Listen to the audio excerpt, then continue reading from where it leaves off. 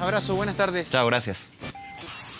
Bueno, vamos a seguir con este tema, evidentemente, porque también son innumerables las preguntas que surgen al ver estos incendios forestales que destruyen miles de hectáreas de vegetación.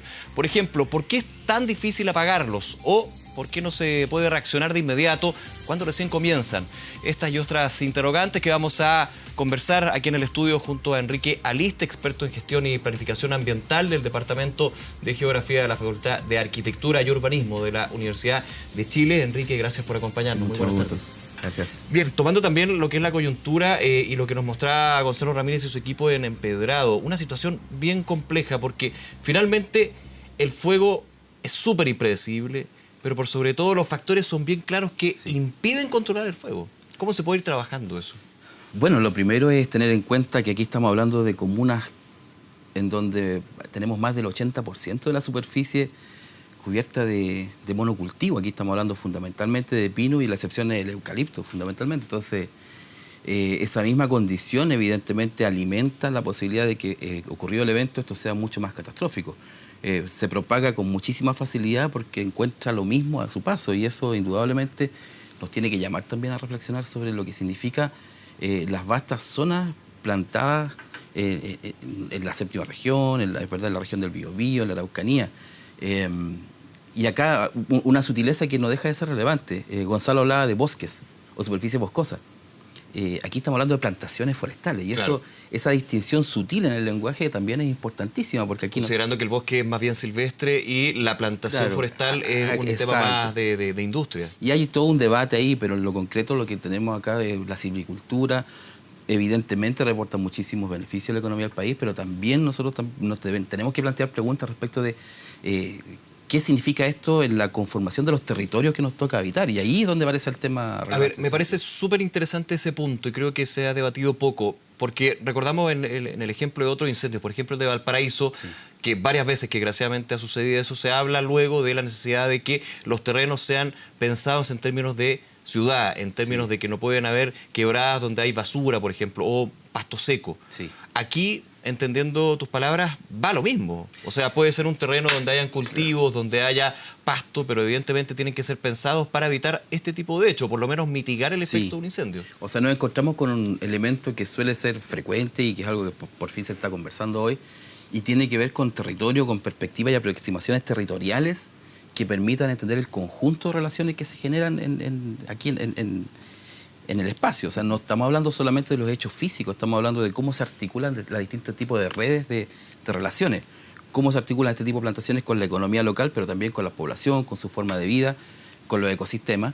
Y en pensarlo un poco más de manera integral, podemos también pensar luego la fase que viene enseguida, que es, bueno, cómo reaccionamos ante distintos tipos de contingencias. Los incendios son una, pero hemos visto en otros casos que otro tipo de contingencias pueden ser del tipo económico. ¿Qué pasa cuando, si estamos en una superficie donde tenemos monocultivo, si cae el precio de la actividad silvícola?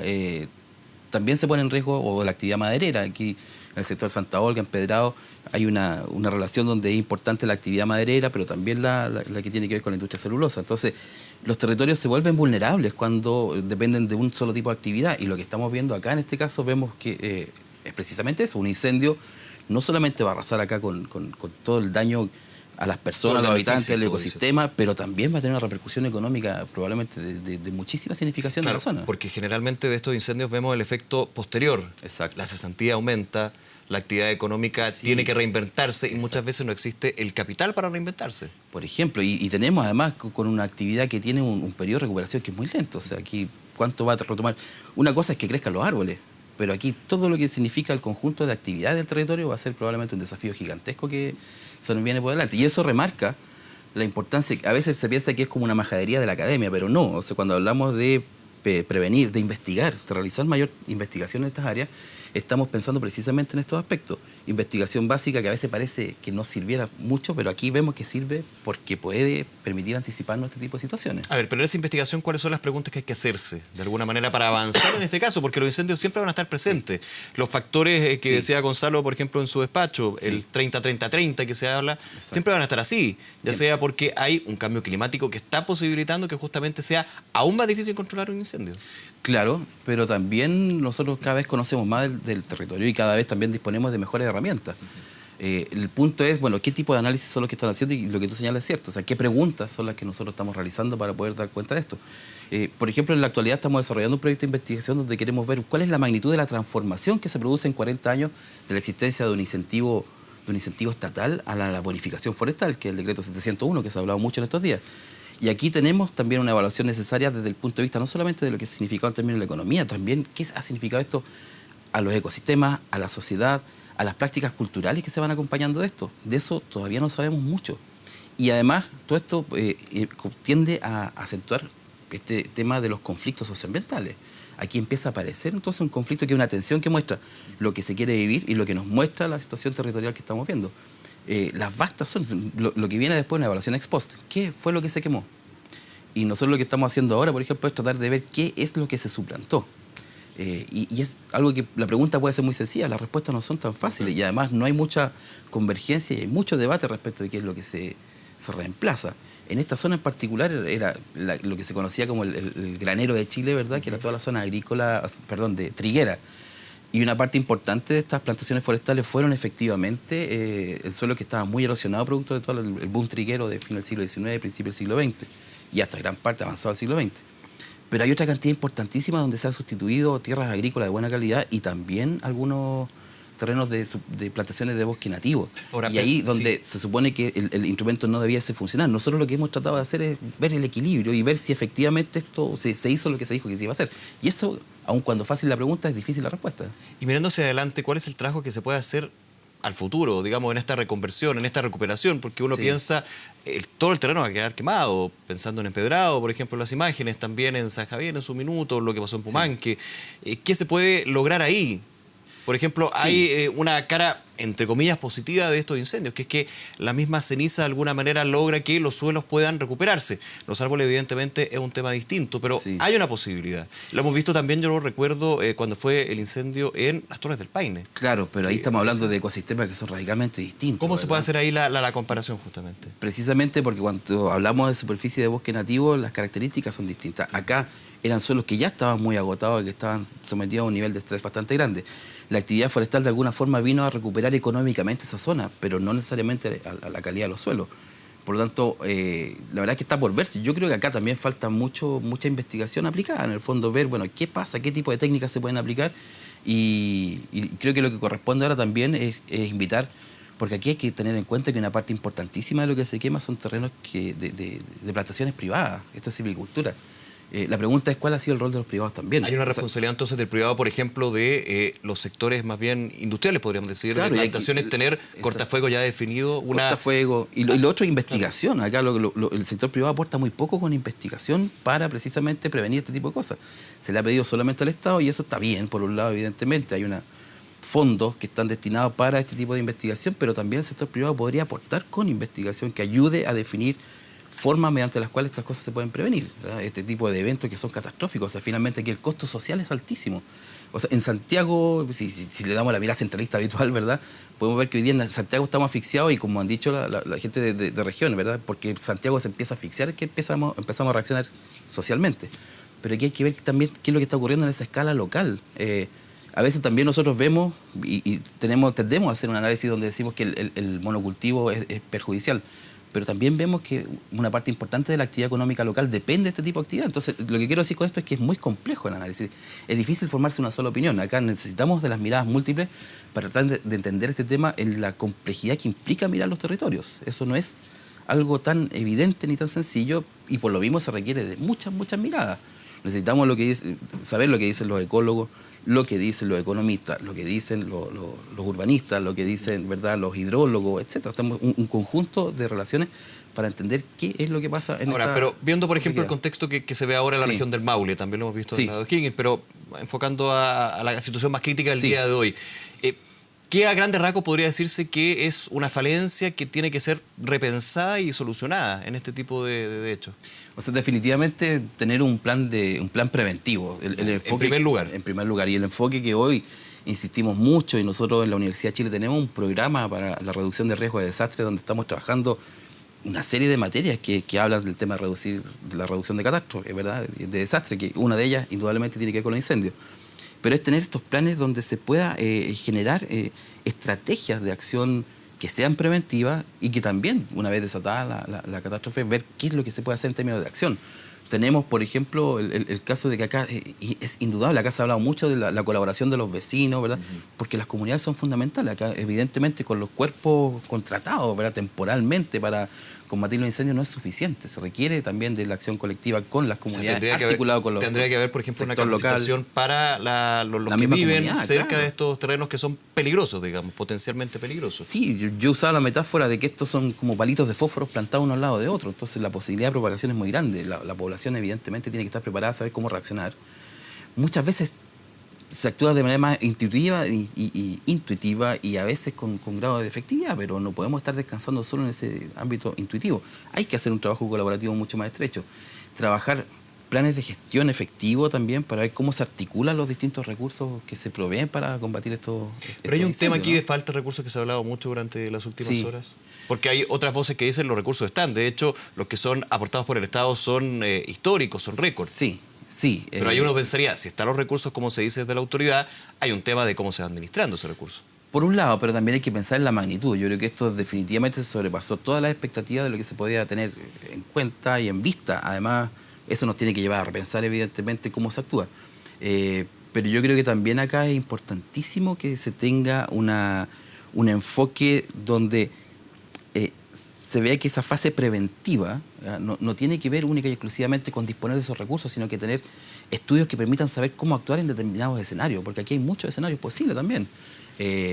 Yo creo, y en eso estamos trabajando y estamos intentando evidentemente desarrollar distintos tipos de sugerencias, lo que se requiere sobre todo es de colaboración mucho más estrecha entre los distintos actores que en esto tienen que ver. Uno de ellos, evidentemente, el Estado.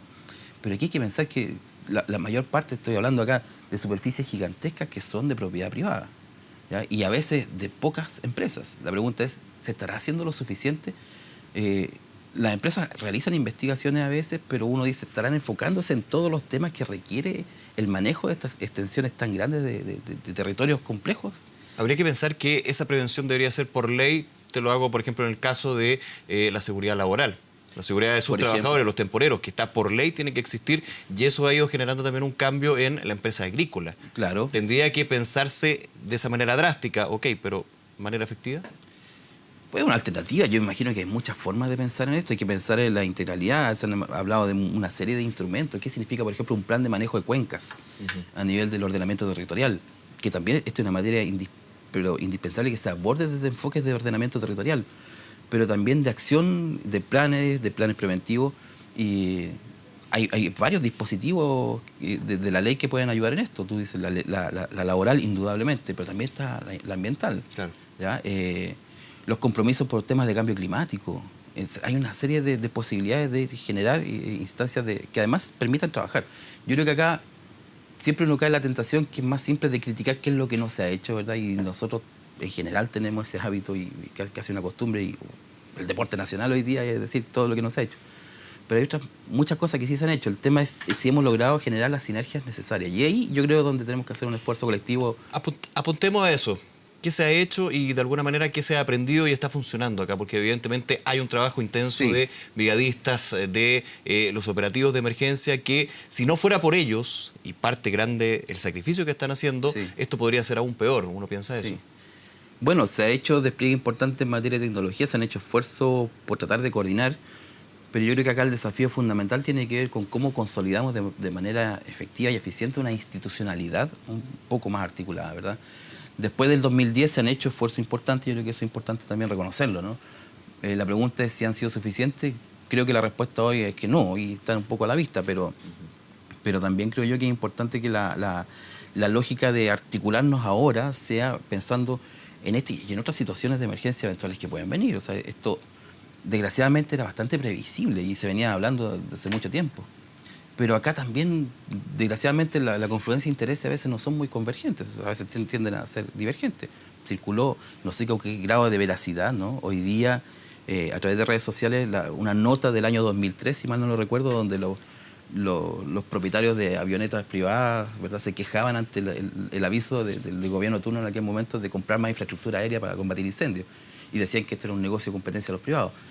Yo no sé, desconozco si será real, no verifiqué si eso es cierto, pero si es cierto, es dramático, ¿no? En el fondo pareciera que ahí falta también un poco de generosidad respecto de lo que significa la lógica del bien común como sociedad. O sea, vemos que los efectos son tan nocivos y que finalmente esto lo asume el conjunto de la sociedad. O sea, ahí el equilibrio entre lo público y lo privado también tenemos que ser capaces de discutirlo en algún momento. Hemos hablado un poco en términos prácticos de lo que es el manejo del terreno, de la prevención con respecto a la topografía y también la actividad económica que se está desarrollando. Ahí te quiero llevar un poco a eso, Enrique.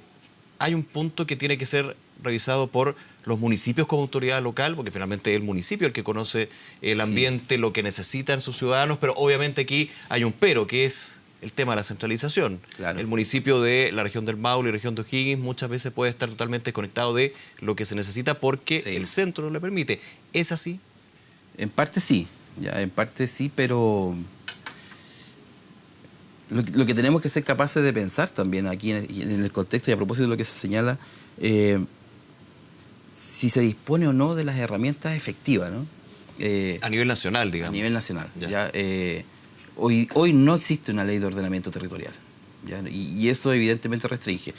Cuando se quiere llevar adelante a través de los planes reguladores comunales, instancias que tiendan a ordenar el territorio que está fuera de la ciudad, este tiene solamente un carácter de indicativo y sugerencia, pero no tiene ninguna capacidad no es una norma. De normar de manera efectiva. Allí pierde mucha fuerza cualquier instancia que pueda colaborar con estos propósitos. Por lo tanto, tenemos que ser capaces de discutirlo.